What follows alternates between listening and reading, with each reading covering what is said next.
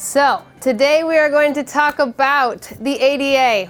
It is a very exciting year next year. 2020 is the 30th anniversary that the ADA was passed. So this is a very exciting thing for us people, the community of people with disabilities.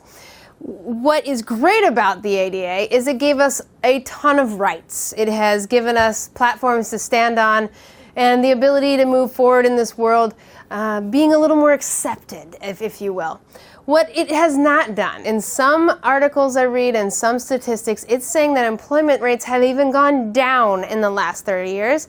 In some articles we see it has gone up only 1%, maybe a little more, maybe 2% if you really want to see that rise. In 30 years, if we've had these laws and these policies in place, this should have risen higher. So the question is, why hasn't it?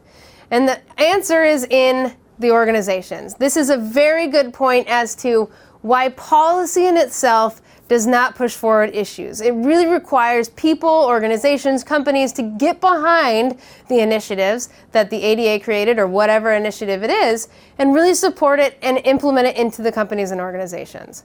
The things that are holding us back from being employed, people with disabilities, is number one, first and foremost, stigma. People don't understand disability. They don't know how to navigate disability. They don't know how to interact with people with disabilities.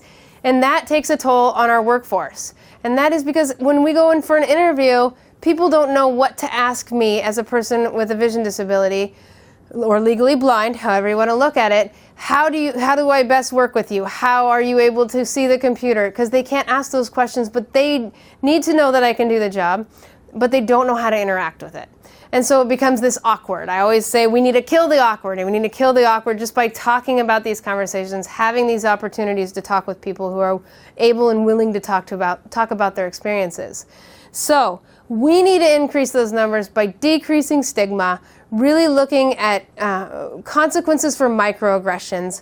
I also have a talk here on microaggressions, so if you want to know more about that, refer to that video. But microaggressions in the workplace are what tick and tack off of us every day that make us not want to work at whatever organization or company it is. So let's move those numbers on disability employment. Let's make a change, but it all requires all of you out there willing to learn, willing to understand, and really willing to invest and see the return on your investment in people with disabilities in the workplace. Thank you for joining me. Remember, get comfortable with the uncomfortable and include everyone.